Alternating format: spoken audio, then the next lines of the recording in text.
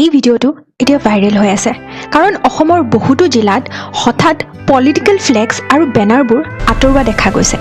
কেৱল গুৱাহাটীত নহয়, প্ৰায় সকলো ঠাইতে একেই দৃশ্য। কিন্তু প্ৰশ্নটো হ'ল, এতিয়াহে কিয়? গুৱাহাটী, ডিব্ৰুগড়, শিলচৰ, যোৰহাট ৰাস্তাৰ কাষত, বিদ্যুতৰ খুঁটাত, ব্ৰিজৰ কাষত আগতে যিমান ফ্লেক্স আছিল আৰু পোষ্টাৰ্ছ আছিল, এতিয়া লাহে লাহে সকলোবোৰ আঁতৰাই দিয়া হৈছে। এই কামবোৰ কৰি আছে স্থানীয় মিউনিচিপেল বডি আৰু এডমিনিষ্ট্ৰেশ্যন, যেনে গুৱাহাটী মিউনিচিপেল কৰ্পৰেশ্যন (GMCA). কিন্তু এইটো কেৱল ক্লিনিং ড্ৰাইভ নহয়, ইয়াৰ পিছত আছে এটা স্পষ্ট আইনগত আৰু প্ৰশাসনিক কাৰণ।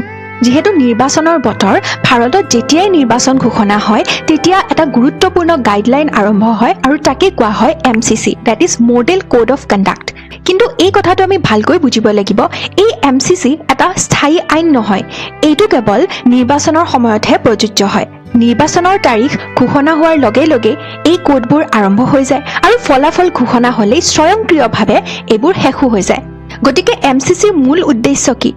ইয়াৰ মূল উদ্দেশ্য হৈছে নিৰপেক্ষ আৰু ন্যায্য নিৰ্বাচন নিশ্চিত কৰা। সেয়েহে ৰাজহুৱা স্থানত পলিটিকেল ফ্লেক্স, বেনাৰ্ছ এইবোৰ আঁতৰাব লাগে। চৰকাৰী সম্পত্তি ব্যৱহাৰ কৰি প্ৰচাৰ কৰিব নোৱাৰি। সকলো দলক সমান সুযোগ দিব লাগিব। এই কাৰণেই এতিয়া অসমৰো বহুতো ঠাইত এই ফ্লেক্সবোৰ, বেনাৰ্ছবোৰ আঁতৰোৱা দেখা গৈছে। কিন্তু ডাঙৰ প্ৰশ্নটো উঠিছে, সঁচাকৈয়ে সাধাৰণ সময়তো কিছুমান নিয়ম থাকেনে? থাকে। সেই নিয়মবোৰ হৈছে মিউনিচিপেল ৰুলছ বা পাব্লিক প্ৰপাৰ্টি লজ।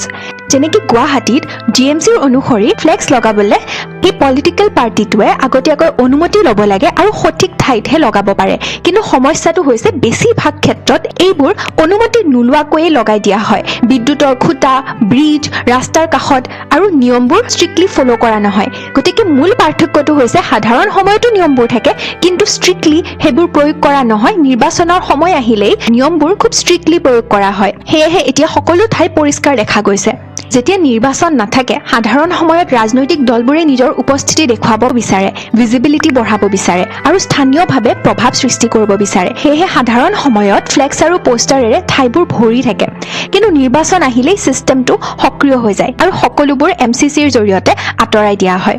আৰু ইউটিউবত আজিকালি সঘনাই দেখা পোৱা এই এডছবোৰ, এইবোৰ MCCয়ে কেতিয়া গুচুৱাব?